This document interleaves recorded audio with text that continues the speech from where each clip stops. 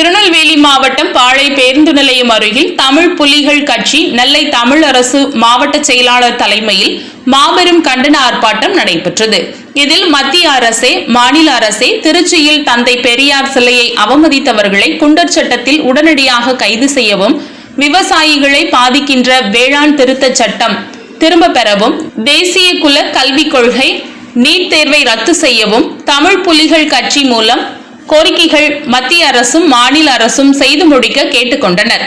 மேலும் இந்நிகழ்ச்சியில் மாவட்ட செயலாளர் தச்சை மாடத்தி கரும்புலி, பாளையங்கோட்டை தொகுதி துணை செயலாளர் பூக்கடை ராஜா, திருநெல்வேலி தொகுதி செயலாளர் கோவிந்தன், ராதாபுரம் தொகுதி செயலாளர் பெருமாள், மாவட்ட வழக்கறிஞர் அணி செயலாளர் அறிவரசன், மாவட்ட செய்தி தொகுப்பாளர் வளவன், நாங்குநேரி தொகுதி செயலாளர் காளிதாஸ், அம்பை தொகுதி செயலாளர் ராஜசேகர், முன்னாள் மாவட்ட செயலாளர் மானூர் ராஜா, மாவட்ட நீதி செயலாளர் தமிழ்மணி, முன்னாள் மாவட்ட செயலாளர் தமிழ்மாறன் ஆகியோர் கலந்து கொண்டனர்.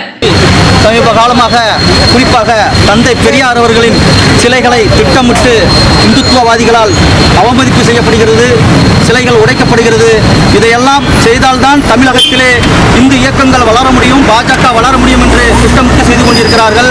ஆனால் ஒருபோதும் சிலைகளை உடைத்தால் மட்டும் இங்கே பாஜக ஆட்சியில் அமைந்துவிட முடியாது என்பதை நாங்கள் திட்டவட்டமாக சொல்கிறோம்.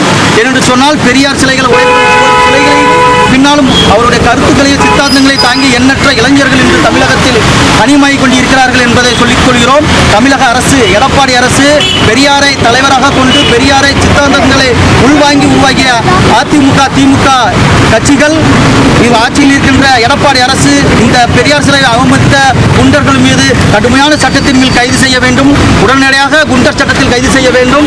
என்று சொன்னால் இந்து முன்னணியைச் சேர்ந்த தோழர்கள் கடந்த மாதத்துக்கு முன்பாக கோயம்புத்தூரிலே பெரியார் சிலைகள் உடைத்தார்கள். சிலையை உடைத்துவிட்டு சிறையில் இருந்து வந்தவரை இந்துத்துவவாதிகள் மாலை போட்டு மரியாதை போட்டு கொண்டாடி கொண்டிருக்கிறார்கள்.